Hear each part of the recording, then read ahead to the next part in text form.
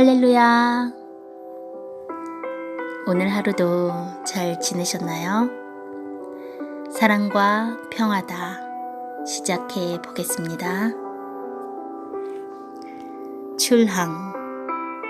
가피오는 바쁘다는 듯이 부산항의 미련을 끊고 푸른 바다를 헤치기 시작했다. 장병들은 부산이 보이지 않을 때까지 손을 흔들며 흐르는 눈물을 두 주먹으로 닦아댔다. 결국 부산은 바다 너머로 사라지고 말았다. 이제는 다시 볼 수 없는 얼굴들, 환상으로, 꿈으로, 사진으로밖에 볼 수 없는 얼굴들이 되고 말았다. 우리가 탄 배는 대한해협을 지나 대만 앞바다와 남쪽 바다를 지나서 베트남 땅으로 쭉쭉 헤엄치기 시작했다. 파도가 산더미처럼 밀려올 때면 물이 갑판까지 올라와 배가 그 파도에 묻힐 것만 같았다. 그래도 끄떡없이 이 무거운 쇳덩어리가 이 엄청난 대병력을 싣고 그렇게 파도가 높은데도 잘 헤쳐갔다. 자연의 웅장함과 인간의 발달된 두뇌, 태평양을 횡단하는 거대한 군함, 모든 것이 웅장하고 신비하기만 했다. 육지라고는 손바닥만큼도 보이지 않고 온 천지가 물바다였다. 그 넓은 바다에 얼마나 고기가 많은지 빈틈이 없이 다녔다. 고래, 상어, 각양각색의 크고 작은 고기들, 누가 잡아먹지 않으면 아깝게 늙어 죽지 않을까? 시골 논구석에서 미꾸라지만 잡아도 가슴이 출렁거려 으앗 하던 내가 큰 고기를 보니 가슴이 설레고 벅차지 않을 수가 없었다. 역시 사람은 태어나서 많은 것을 보고 듣고 하는 것으로 얼마나 많이 깨치게 되는지, 얼마나 많이 배우게 되는지를 깨닫게 되었다. 넋을 놓고 바닷물을 쳐다보니 한 색깔이 아니라 형형색색의 물결을 볼 수가 있었다. 자연의 신비함과 웅장함이었다. 지구의 70%를 차지하는 웅장한 바다. 역시 창조주의 구상은 신비하고 멋들어졌다. 내가 베트남에 안 갔다면 어떻게 이 모든 것을 구경할 수가 있었으랴. 웅장한 자연을 보고 가슴이 벅차기도 했지만 무엇보다 이날은 촌놈 가슴에 충격도 크고 깨달음도 컸던 날이었다. 아, 바다가 육지라면 그 산골짜기에서 나 살지 않았을 것이다. 그 좁은 산골짜기 벗어나 넓은 땅에 살았을 것이다. 바다가 이리 커서 내 혜택 본 것이 무엇이랴. 바닷고기 내 언제 그리 먹고 살았으랴. 땅보다 바다가 넓어서 뱃사람들 좋겠다. 신선처럼 고기나 잡아먹고 살면 산골짜기에서 농사를 짓고 사는 것보다 얼마나 좋으랴. 아, 바다가 나를 부른다. 돛담배를 데워놓고 같이 신선처럼 살자고. 아, 땅이 나를 부른다. 월명동 산골짜기 지게를 대어놓고 어디 가냐고. 송충이는 갈림 먹고 못 산다고. 아, 내 고향, 내 잔뼈가 자라고 부모 형제 기다리는 내 고향으로 가야지. 바다가 두둥실 날 띄운다 해도 내 어이 인생 앞날 단순하게 생각할 수 있을 소냐. 바다야, 내 사연, 하늘 사연 묻힌 내 고향 월명동 바다로 만들 것이다. 인파의 바다로. 항해중에 수만 톤의 쇳덩이가 마치 상어처럼 바다 위를 쭉쭉 헤엄치게 만들었으니 참으로 인간의 지혜가 하늘까지 닿도록 발전했다. 배 안에는 층층 침대로부터 전장, 벽 모두 두꺼운 철판 인테리어였다. 식사는 양식이며 고급이었다. 평소 먹던 것과 비교할 수 없는 최고급 식사였다.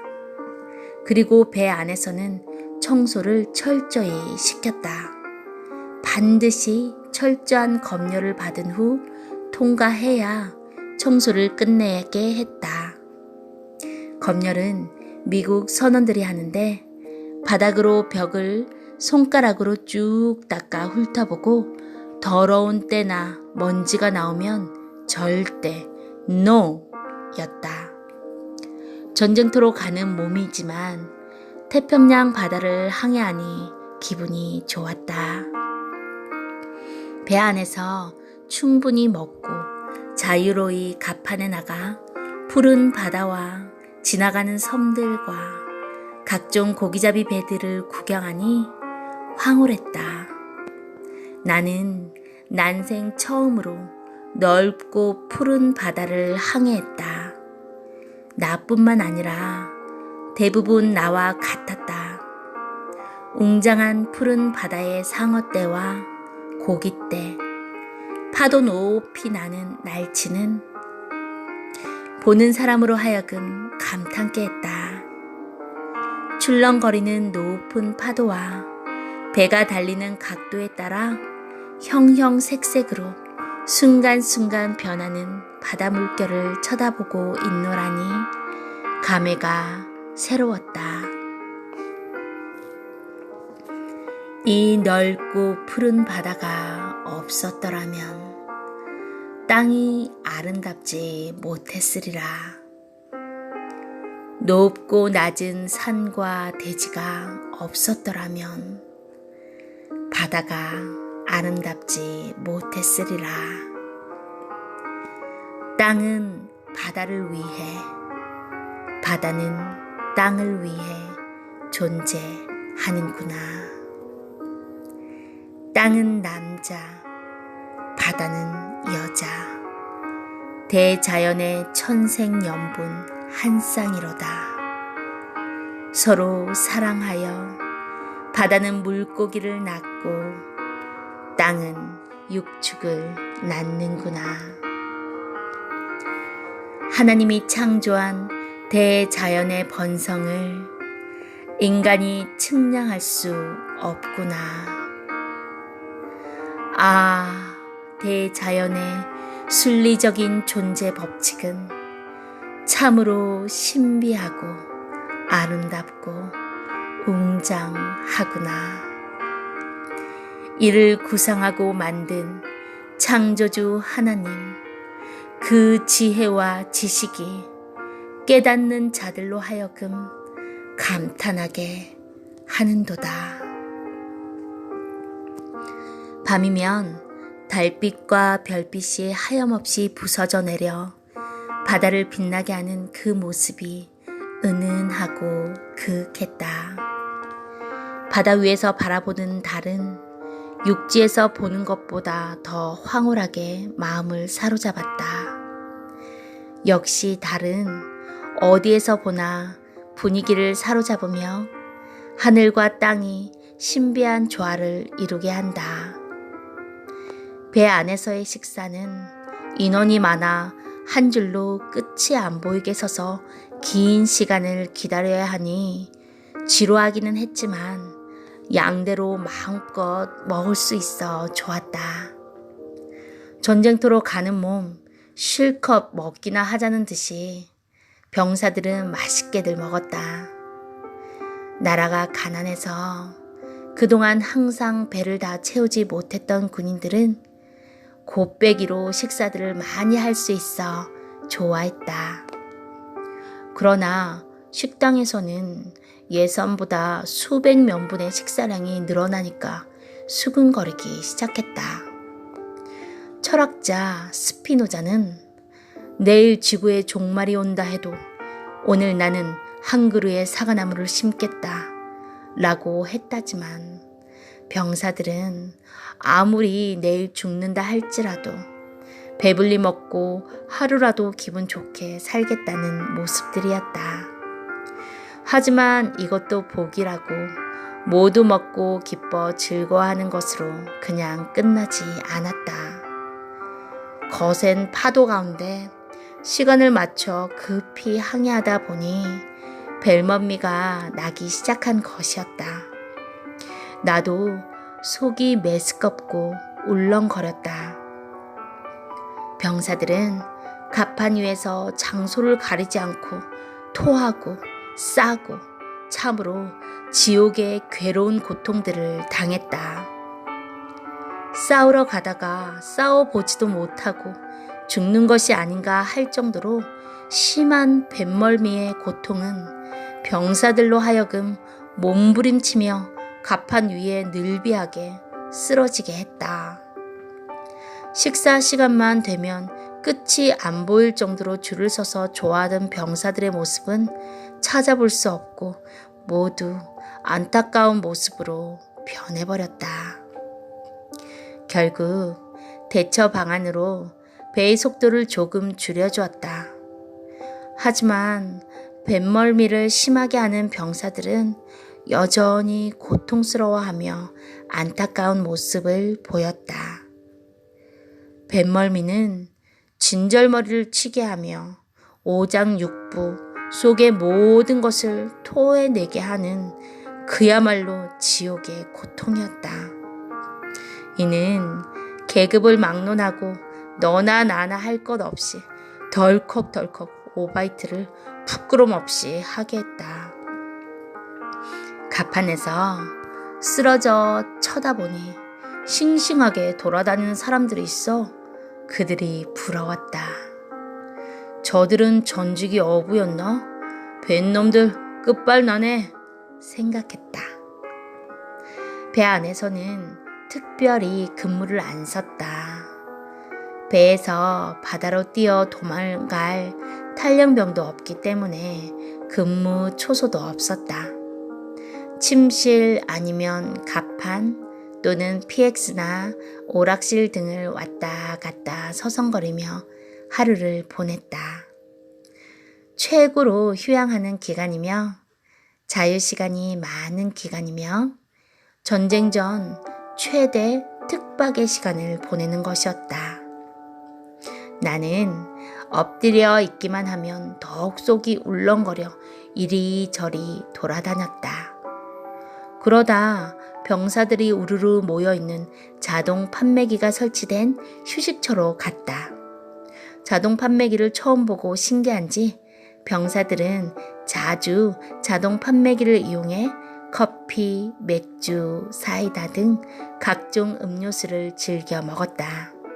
어떤 병사는 돈을 넣고 맥주가 빨리 안 나온다고 고장났다고 발로 차고 에이 시팔 하며 지나갔다. 조금 있으니 시간에 맞춰 컵이 툭 떨어지면 뒤에 놈이 이를 알고 바보 같은 녀석 자동적으로 시간 맞춰서 나오는 것도 모르고 하며 공짜 맥주를 들이켰다. 한 번은 이것을 이용해서 장난기 많은 자들이 오줌을 싸서 묘수를 부려놓았다.